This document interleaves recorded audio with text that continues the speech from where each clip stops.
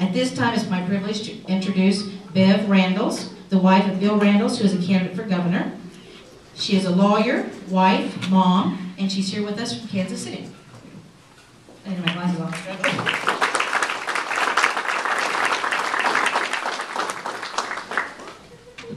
Well, thank you all for having us today. It's a pleasure to be here.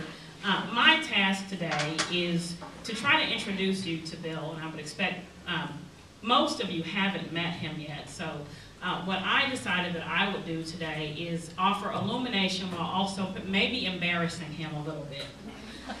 So I figure I could do that by telling you a story that his mom has told several times before, and I really think it tells who my husband is. Bill grew up in the Ozarks, down in Rogers, Arkansas, and his mom had him when he was 16, his dad was 19, so they were pretty poor. But there were two things that his mother prided herself on. One was the trailer that they lived in had to be spotless at all times, and she prided herself on keeping it very neat and clean. Two was keeping her boys very neat and tidy and neatly dressed. So Bill's very first day of school, he's got on his little plaid shirt and his jeans, and he looks great, and he comes home, and his shirt is all tattered, he's got a rip in the shirt, and a hole in his jeans. And his mom says, "What happened?" "I got into a fight." And so this illustrates the difference between men and women. His mother immediately says, "Oh my goodness, honey, are you okay?" And his father says, what men does his father say? That's right, did your bid.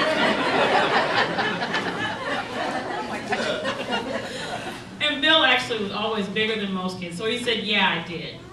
So this continues. For years, this continues. His teachers were flummoxed also because Bill was also, as they said, the smartest kid in class. So you usually don't have the kid who is the smartest also getting into fights all the time. So his mother said finally when he was in about the 4th or 5th grade, after giving him many whoopings and punishing him, making him go to his room and stay, nothing would work. Finally, she just asks him one day, "Bill, why do you fight all the time?" And he looks at her and he says, "Because I don't like bullies." That's who my husband is. He is a guy who is always going to stand up to bullies. He wasn't just fighting for himself, he was fighting for other kids who were being picked on by other kids at school.